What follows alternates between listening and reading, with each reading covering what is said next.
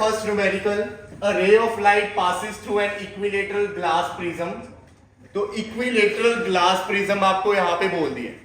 इसका मतलब जो आपका यहां पे क्वेश्चन में एंगल ऑफ प्रिज्म होगा वो कितना होगा 60 डिग्री, क्योंकि इक्विलेटरल बोल दिया. क्लियर. फिर बोला गया such that angle of incidence is equal to angle of emergence. तो आपको ये भी बोल दिया आई किसके इक्वल है ई के.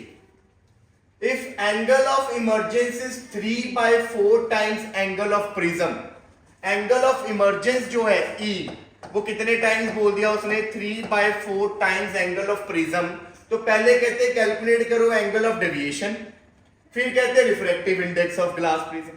तो एंगल ऑफ डेविएशन निकालना है सबसे पहले. तो एंगल ऑफ डेविएशन के लिए आपको पता है एक फॉर्मूला हमने डिराइव किया जो आई ई ए एंड डेविएशन एंगल को क्या करता है रिलेट करता है. क्या था वो formula rho plus A is equal to I plus E.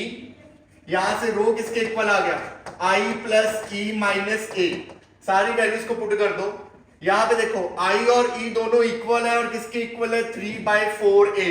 तो यहां पे 3/4 ए प्लस 3/4 ए माइनस ए. ये चीज आ गई. एलसीएम लोगे नीचे 4 एलसीएम, ये 3a 6a हो गया. यहां पे कितना आ गया 4a.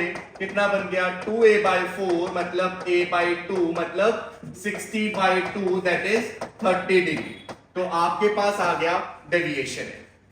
क्लियर. ये चीज समझ लग गया डेविएशन एंगल कैसे निकालना.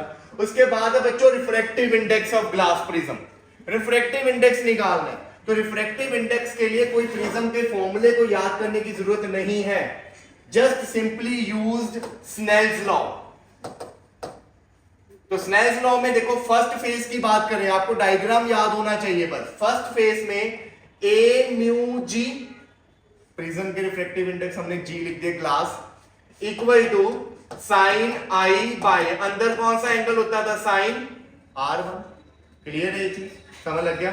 उसके बाद इसको लिख दिया mu G by mu A sine I by sine R1. क्या आपको अंदर का एंगल पता है. ऐसे बनता था ना डायग्राम इस तरह. ऐसे ये आई एंगल होता है, ये R1 होता है, फिर ये क्या होता है आपका R2 and this is angle E.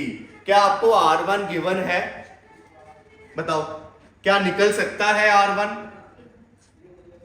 यहां पे देखिए जो I है वो किसके इक्वल है E के. जब भी I E के इक्वल होता है तब मिनिमम डेविएशन होती है. मिनिमम डेविएशन होती है तो आपको पता है उस केस में R1 इक्वल टू R2 होता है. और आपको पता है A किसके इक्वल होता है R1 प्लस R2. तो यहां से आपके पास R1 किसके इक्वल आ जाएगा A/2 के. ये ऑलरेडी अपन करके आए. तो यहां पे R1 की जगह आप A/2 यूज करोगे मतलब क्या आएगा R1 और R2 दोनों इक्वल हो गए. R के इक्वल यहाँ पे 2R नीचे जाके डिवाइड हो गया. तो यहाँ पे 60/2 ये भी कितना आ गया 30. क्लियर ये चीज. तो साइन आई है आपका 3a/4. यहाँ पे वैल्यू को पुट करते हैं. ठीक है 3/4 इंटू a की जगह 60. 2 2s are 4 2 3s are 6 ये 15 15 3s are 45. तो आई आ गया आपका 45 और जो आपका R1 है दैट इज 30. म्यू जी निकालना है. म्यू ए 1 है. साइन 45 1/√2 साइन 30 is 1/2 2/√2 कितना आ गया √2. तो this is your answer. Clear ये चीज. तो बस इस क्वेश्चन में आपको ये पता होना चाहिए कि जब भी angle of incidence is equal to angle of emergent होता है उस केस में मिनिमम डेविएशन होती है. मिनिमम डेविएशन में ये रिजल्ट भी आपको पता होना चाहिए कि अंदर के दोनों एंगल सेम होते हैं और किसके इक्वल हो जाते हैं A/2 के. क्लियर ये चीज नोट करें. Now look at the next question. Calculate the value of angle of incidence when a ray of light incident on one face of an equilateral glass prism produces emergent ray which just grazes along the adjacent face. Important question है. कहते हैं कि आपने angle of incidence बताना है जिसपे जो आपकी लाइट इंसिडेंट होने के बाद इक्विलेटरल ग्लास प्रिज्म के एक फेस पे. तो आपको ये बता दिया कि प्रिज्म इक्विलेटरल है. जो लाइट इमर्जेंट रे निकली है वो क्या कर रही है सरफेस को ग्रेज कर रही है. दूसरी सरफेस को ग्रेज कर रही है. तो कुछ ऐसा का डाटा हो गया यहाँ पे ये बन गया अपना प्रिज्म। ये एंगल आपको 60 डिग्री बोल दिया क्योंकि इक्विलेटरल है तो एंगल ऑफ प्रिज्म इज 60। यहाँ पे ये गई लाइट ऐसे, ये आपका यहाँ पे नॉर्मल होता है, this is angle of incidence. ये यहां से ऐसे गई, ये एंगल R1, फिर उसके बाद यहां पे normal, this angle is R2। और क्वेश्चन के अकॉर्डिंग जो इमर्जेंट रे है वो ग्रेस कर रही है सरफेस को, मतलब इमर्जेंट रे ऐसे निकल गई इस तरह सरफेस के ऊपर। अब मैंने आपको ऑलरेडी बताया है ग्रेस कब होती है लाइट, जब इंसिडेंट एंगल किसके इक्वल होता है, क्रिटिकल एंगल के इक्वल होता है। इसका मतलब यहां पे जो R2 एंगल है वो कौन सा एंगल है, क्रिटिकल एंगल, यहां पे इस फेस पे। अब क्रिटिकल एंगल याद नहीं रहता हमें तो कोई बात नहीं, अपना क्वेश्चन करेंगे अब पूरा। ऐसे क्वेश्चन कैसे किस तरह करोगे आप देखो, आपसे पूछा ये, अब ये इंसिडेंट एंगल इसकी हेल्प से निकल सकता है यूजिंग स्नेल्स लॉ, पर ये भी नहीं गिवन हमें, है ना। हमें ये पता है कि इस केस में जो रिफ्रेक्टेड एंगल है वो कितना है 90, मतलब E की वैल्यू आपको गिवन है कितनी है 90, और आपको एंगल ऑफ प्रिज्म पता है 60। इसके अलावा तो कुछ भी नहीं पता। पहले R2 निकलेगा, R2 की हेल्प से R1 निकलेगा, फिर स्नेल्स लॉ की हेल्प से I निकलेगा, ऐसे चलेगा ट्रेंड। तो पहले देखो आप R2 कैसे निकालोगे, हम करेंगे Snell's law refraction at second surface पे, वहां पे लगाएंगे स्नेल्स लॉ। अब सेकंड सरफेस पे जब रिफ्रैक्शन हुई है तो क्या होएगा, लाइट जो है वो ग्लास से कहां जा रही है, एयर, यही होता है। इक्वल टू क्या आ गया, साइन, इंसिडेंट एंगल क्या है R2 by sine, refracted angle क्या है E, ये बन जाएगा mu A by mu G। बस ये गलती मत करना, सेकंड फेस में ग्लास टू एयर है तो ऊपर एयर का रिफ्रैक्टिव इंडेक्स, नीचे किसका, ग्लास का। Sign R2 as such sign 90 नीचे, एयर का रिफ्रैक्टिव इंडेक्स 1, ग्लास का रिफ्रैक्टिव इंडेक्स कितना है √2, यहां से ये साइन R2 साइन 90 इज 1, तो R2 कितना आ गया यहां से, R2 इज 45 डिग्री। किसी को कोई डाउट यहां पे, क्लियर है चीज। अब उसके बाद R2 निकल गया, हम R1 कैसे निकाल सकते, A equal to R1 plus R2, तो यहां से R1 is A minus R2, 60 minus 45 कितना बन गया 15। क्लियर ये चीज। अब अगली बारी क्या है, आई निकालना। आई के लिए क्या करोगे, अब स्नेल्स लॉ लगाओगे। Snell's law first refracting surface, तो वो लगेगा अब आपका air mu glass is equal to sine I by sine R1, ऐसे लगेगा। यहां पे ये बन जाएगा mu glass by mu air sine I by sine R1 की जगह 15। क्लियर ये चीज। यहां से साइन आई कितना आ गया, mu glass by mu air into sine 15, mu glass is √2, mu air is there, sine 15 कितना होता है, मैथमेटिक्स में आप साइन 15 निकाल सकते हो ना, किस तरह, साइन 15 को आप लिख सकते हो साइन 45 माइनस 30, फिर आप इसको कर सकते हो साइन, ये a हो गया, ये b, आपको पता है फॉर्मूला होता है sine a cos b minus cos a sine b। तो यहां से पहले आप साइन 15 निकालना, वो साइन 15 की वैल्यू को यहां पे पुट कर देना और आपके पास क्या आ जाएगा, साइन आई आ जाएगा। क्लियर ये चीज। तो इस तरह थोड़ा सा ये एंगल ऐसा निकलेगा आई जिसकी डायरेक्ट वैल्यू नहीं पता हो, क्लियर, वहां पे पुट कर देना और साइन आई निकल जाएगा। साइन आई के बाद आई को क्या लिख देना, साइन इनवर्स, जो भी आंसर आए। क्लियर ये चीज। चलिए नेक्स्ट क्वेश्चन देखिए अब। A ray of light passing through an equilateral triangular glass prism from air undergoes minimum deviation when angle of incidence is 3/4 of angle of prism। Question में equilateral prism बोल रहा है तो A 60 हो गया, angle of incidence जो है वो है 3/4 ऑफ एंगल ऑफ प्रिज्म, ये चीज आ गई। क्वेश्चन में बहुत बड़ा बड़ा करके आपको लिख के दिया है मिनिमम डेविएशन। मिनिमम डेविएशन में I इक्वल टू E होता है, R1 इक्वल टू R2 होता है और R1 किसके इक्वल आ जाता है, A/2 के। तो यहां पे ये बन गया 60/2 मतलब 30 और ये बन गया 3/4 इंटू 60, तो अगेन ये कितना बन गया 45। क्लियर। अब पूछा गया speed of light in prism, तो हम किसी भी मीडियम में स्पीड कैसे निकाल सकते हैं? रिफ्रैक्टिव इंडेक्स का फॉर्मूला लगा के, एक ही तो फॉर्मूला है, क्या आएगा? म्यू, अगर आपने प्रिज्म में निकालनी है तो mu prism is equal to speed of light in vacuum upon speed of light in prism, यही फॉर्मूला लगेगा। म्यू प्रिज्म हमें गिवन है? नहीं गिवन, तो पहले आपको म्यू प्रिज्म निकालना पड़ेगा। वो कैसे निकलेगा?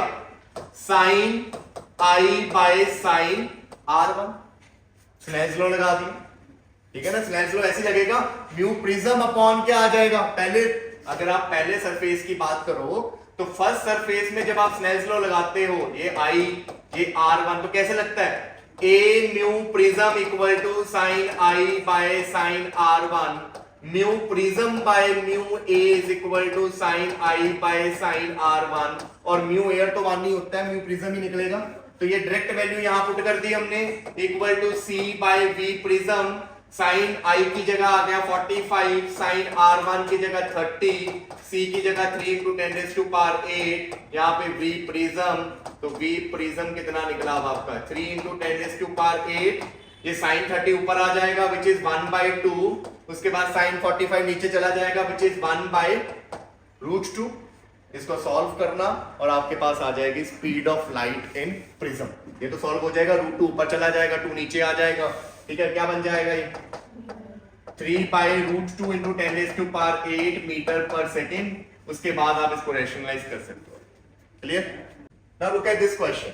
A ray PQ incident on face AB of a prism ABC as shown in figure A emerges from the face AC such that AQ is equal to AR.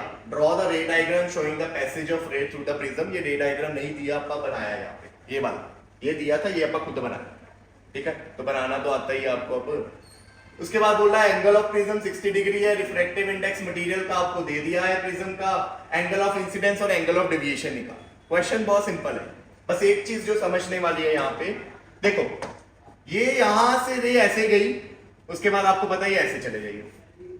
उसने बोला कि ये जो रे है ये इस ट्रायंगल को इस तरह कट करके जा रही है कि जो AQ है वो किसके इक्वल है? AR।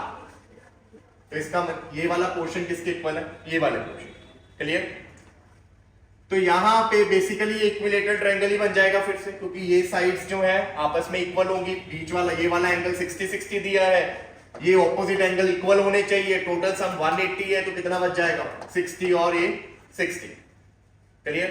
अब जब भी ऐसा क्वेश्चन आया कि आपकी जो रे है वो बेस के पैरेलल निकल के जा रही, मिड पॉइंट थ्योरम है ना, ये मिड पॉइंट थ्योरम 10th में पढ़ते हो आप, कि जब भी कोई लाइन ट्रायंगल की दो साइड्स को बाइसेक्ट करके जाती है तो वो बेस के साथ क्या होती है? पैरेलल होती है। पढ़ के आया ना 10th में ये। तो यहाँ पे ये साइड इसके पैरेलल है, और जब भी ऐसा क्वेश्चन आया कि आपकी ये लाइन जो है वो बेस के साथ पैरेलल है, then it will be the case of minimum deviation. ये मिनिमम डेविएशन का केस होगा, ये याद रखना, ठीक है। तो यहां पे इनडायरेक्टली उसने बोल दिया है कि यहां पे जो मिनिमम डेविएशन हो रही है। अब इसका प्रूफ मैथमेटिक्स वाले तो आराम से दे सकते हैं। मिनिमम डेविएशन में होता क्या है? I इज इक्वल टू क्या करना होता है? E प्रूफ करना होता है आपने। ये आपका I है और यहां पे आपका क्या आता है? E आता है, इस तरह होता है। तो अगर आप यहां पे प्रूफ करने बैठो,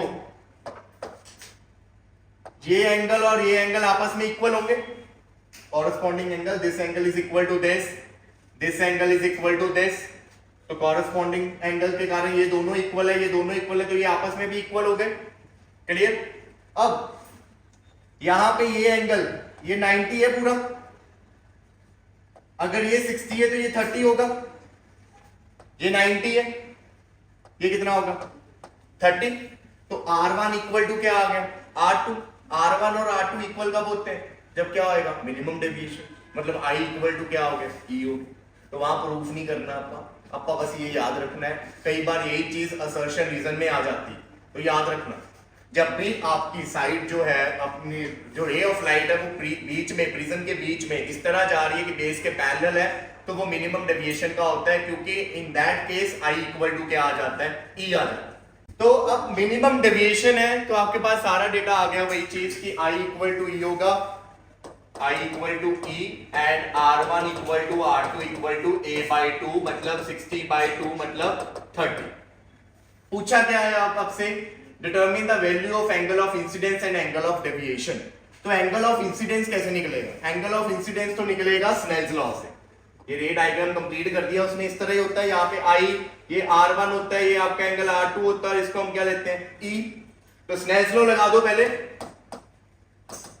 स्नेल्स लॉ फेस AB पे ये लगेगा mu air to glass sine I by sine R1 which is mu glass by mu air sine I by sine R1 की जगह 30।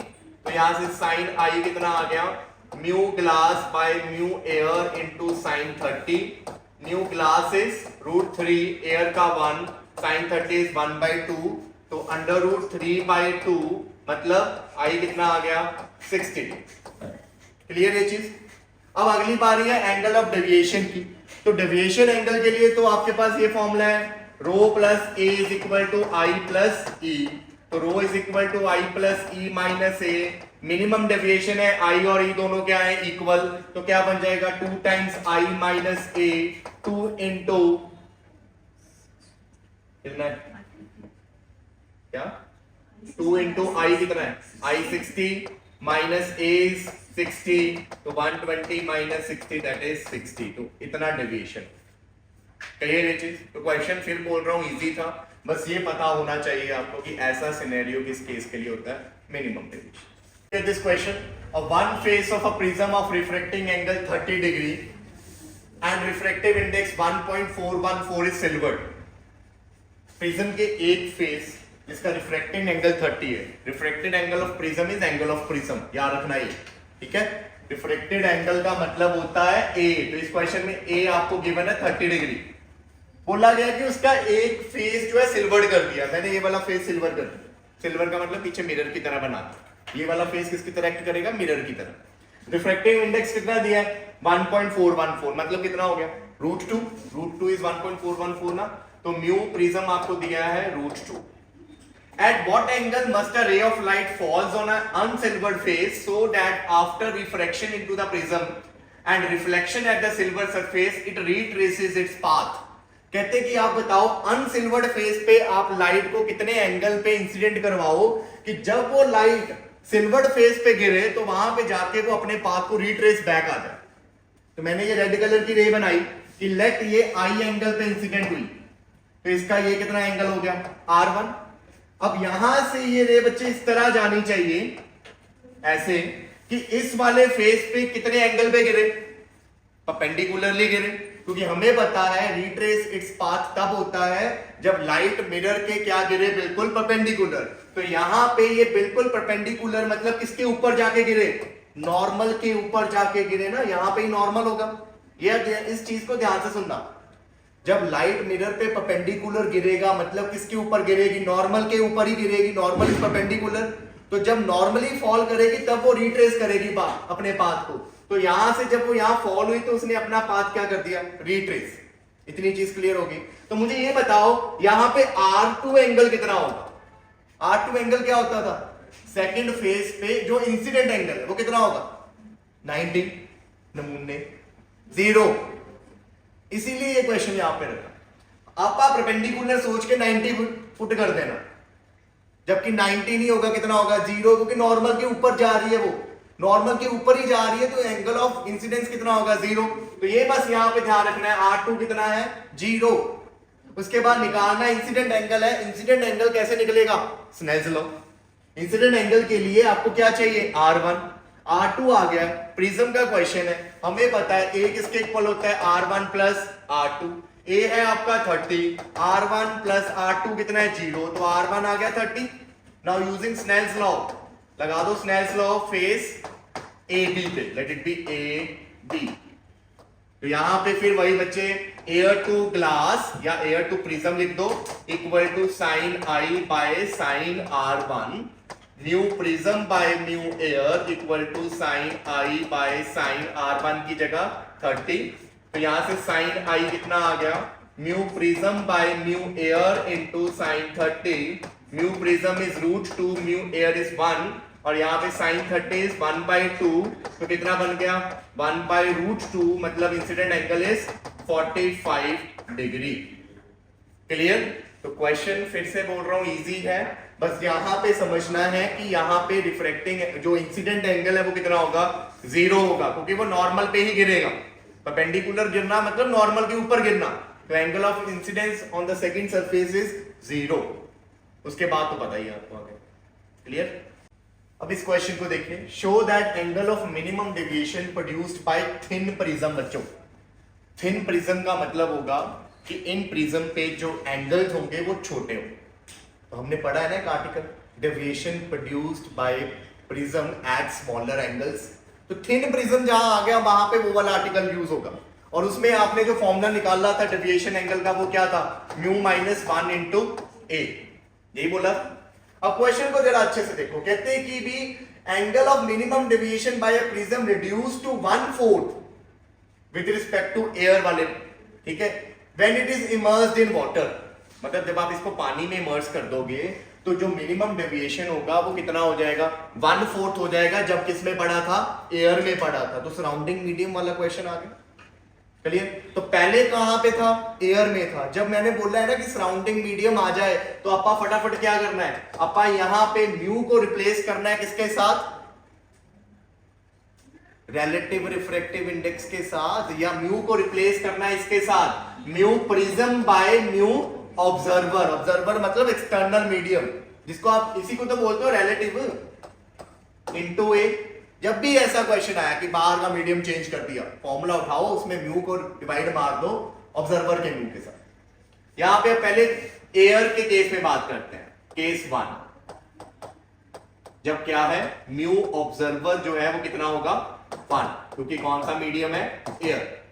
तो ये बन जाएगा आपका, इसको मैंने रो 1 लिख दिया एयर में, इक्वल टू म्यू प्रिज्म, ये दिया ही हुआ है इसमें सीधा, है ना, ये सीधे दिया हुआ है, ए म्यू जी। इसको देख के क्या पता लगा, ए म्यू जी का मतलब क्या है, mu glass upon mu air given है 3/2, तो ये सीधी वैल्यू दी है ना इसने। फर्स्ट केस में इसको आप ऐसे लिख दोगे ना, mu glass by mu air -1 into A, इसकी डायरेक्ट वैल्यू कितनी दी है, 3/2 -1 इंटू ए, कितना आ गया, 1/2 ए। क्लियर? अब सेकेंड केस की बात करते हैं। सेकेंड केस में म्यू ऑब्जर्वर किसके इक्वल होगा, म्यू वाटर के, पानी है ना बाहर का मीडियम। तो अब आपका ये फॉर्मूला बन जाएगा, रो 2 लिख दिया मैंने, mu glass by mu water -1 into A. Mu glass by mu water direct दिया है उसने, ए म्यू जी, सॉरी ए म्यू डब्ल्यू। तो मुझे क्या चाहिए फिर, mu glass by mu water. तो यहां सीधे देख सकते हो, किसी भी आपको पता है जब मीडियम का एयर के साथ रिफ्रैक्टिव इंडेक्स दिया जाता है, वो बेसिकली उसी का ही रिफ्रैक्टिव इंडेक्स हो जाता है। बोला था ना कि अगर आपको किसी भी मीडियम का रिलेटिव रिफ्रैक्टिव इंडेक्स एयर के साथ दिया जाए तो जो है वो किसके इक्वल आ जाता है, उसके एब्सोल्यूट रिफ्रैक्टिव इंडेक्स के इक्वल ही आ जाता है। मतलब मैं इसको म्यू वाटर भी लिख सकता हूं सीधा, कितना, 4/3। क्लियर? पर मुझे क्या चाहिए, mu glass by mu water. तो उसके लिए देखो, म्यू ग्लास कितना है यहां से, 3/2, म्यू वाटर कितना है, 4/3 -1। समझ लगा ये स्टेप, म्यू ग्लास की जगह ये आ गया और म्यू वाटर की जगह ये आ गया, ए साथ में। अब डिवाइड करना है पहले, तो ये बन गया 3/2 इंटू 3/4 -1 ए, 9/8 -1 ए, ये बन गया a/8। अब आप अगर रेशो करो रो 2 बाय रो 1, तो जो प्रूफ करने को उसने बोला वही आ जाएगा, a/8 divided by a/2, a cut जाएगा, बचेगा 2/8, मतलब 1/4।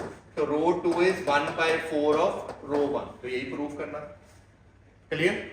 ठीक है, तो बस है सिंपल ही क्वेश्चन, बस वो ऑब्जॉर्बर वाला कंसेप्ट यहाँ पे आ गया कि बाहर का मीडियम चेंज कर दे। और जब भी बाहर का मीडियम चेंज होगा, एयर के अलावा कुछ और होगा, आपने फॉर्मूले में म्यू मीडियम को रिप्लेस कर देना है किसके साथ, रिलेटिव रिफ्रैक्टिव इंडेक्स के साथ। और वो कैसे होगा, डिवाइड कर देना है म्यू ऑब्जर्वर। ऑब्जर्वर मतलब बाहर का मीडियम। क्लियर। नेक्स्ट क्वेश्चन है a prism with refractive angle of 60 degree, आपको एंगल दे दिया 60 degree, A gives angle of minimum deviation 53 degree, 51 degree and 52 degree for blue, red and yellow. Minimum deviation red का दे दिया, कितना है red का 51, blue का दे दिया 53 और येलो का दे दिया 52, यही था। अब बोल रहा है what is the dispersive power of material of prism, dispersive power पूछी है। डिस्पर्सिव पावर क्या था, डिस्पर्सिव पावर रो, बोल दो, rho blue minus rho red divided by mean deviation. और मैंने आपको क्या बताया है, mean deviation is actually the deviation of which colour, yellow colour. तो यहां पे मीन डेविएशन की जगह क्या आ जाएगा, deviation of yellow colour. Clear. वैसे तो यहां पे वॉयलेट लेते हैं, पर मोस्टली क्या होता है वॉयलेट कलर जो है वो बहुत ही फेड हो जाता है, तो क्वेश्चंस में ब्लू के साथ देखा जाता है, इसलिए ब्लू लिख दिया है। तो बस वैल्यूज को पुट करो, 53 माइनस 51 बाय 52 सॉल्व करना, आपका आंसर आ जाएगा। वैसे तो देखो angle should be in radiance, जब भी बिना ट्रिग्नोमेट्रिक फंक्शन के आपने एंगल पुट करना हो तो वो किस में होता है, रेडियन में। बट यहां पे जरूरत नहीं है रेडियन में कन्वर्ट करने की, क्यों, ऊपर भी कन्वर्ट करोगे नीचे भी कन्वर्ट करोगे, वो ऊपर नीचे क्या हो जाएगा, कैंसिल ही हो जाएगा, कॉमन निकल। तो आप सिंपल याद रखो कि अगर आपने डिस्पर्सिव पावर निकालनी है तो you should keep the angles in degree also. Clear ये चीज। तो आंसर आ जाएगा यहाँ पे कितना आया, 2/52। Clear? Now look at this last question. The refractive index of flint glass for blue and red color are 1.664 and 1.644. Calculate dispersive power. तो आपको ब्लू कलर का refractive index for blue colour light, आपको medium का refractive index दे दिया, glass का refractive index. Medium का refractive index light की wavelength के चेंज होने से क्या हो जाता है, चेंज हो जाता है। तो ये मत समझना कि ब्लू कलर का जो ग्लास का रिफ्रैक्टिव इंडेक्स है that is 1.44 for every material, ठीक है, 1.414 sorry. It changes with the change of wavelength of light. Red के लिए उसका रिफ्रैक्टिव इंडेक्स बदल जाएगा, ब्लू के लिए बदल जाएगा। तो असर्शन रीजन में ये भी क्वेश्चन आ सकता है कि क्या मीडियम का रिफ्रैक्टिव इंडेक्स सेम रहता है हर लाइट के लिए, नहीं, चेंज हो जाता है लाइट की वेवलेंथ के साथ।